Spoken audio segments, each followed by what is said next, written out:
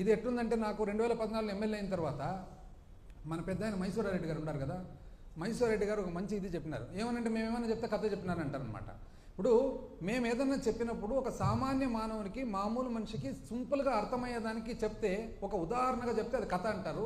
మీదేమంటారంటే ఇది మాది ఒకవేళ కథ అయితే మీదేమంటారు? ఇది మోసం కథ కాదు, మోసం కాదు, పచ్చి మోసం కాదు. ఇది ఏమన్నారు తెలిసిన మైసూరారెడ్డి గారు, ఇదే ప్రకారంగా 2014లో ఎంతో రాష్ట్రం విభజన జరిగింది, తెలుగుదేశం పార్టీ వచ్చింది, చంద్రబాబు నాయుడు గారు చాలా అద్భుతమైన పరిపాలన ఇస్తారంటే ఫస్ట్ బడ్జెట్లోనే మైసూరారెడ్డి గారు నాకు అన్నారనమాట. ఏమని, ఇది మన కొండారెడ్డి బుర్జు కథ ఉన్నట్లుంది అని.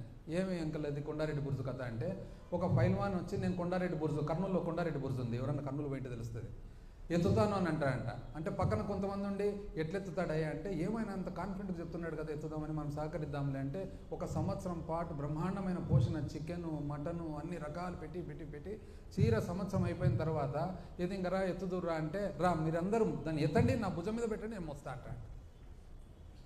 అంతేకాదు ఇది కూడా సేమ్. ఇన్ని స్కీములు పెట్టి సంపదని అన్ని ఫస్ట్ దాంట్లోనే చేతులు ఎత్తేస్తారు. ఏందో చెప్తారు.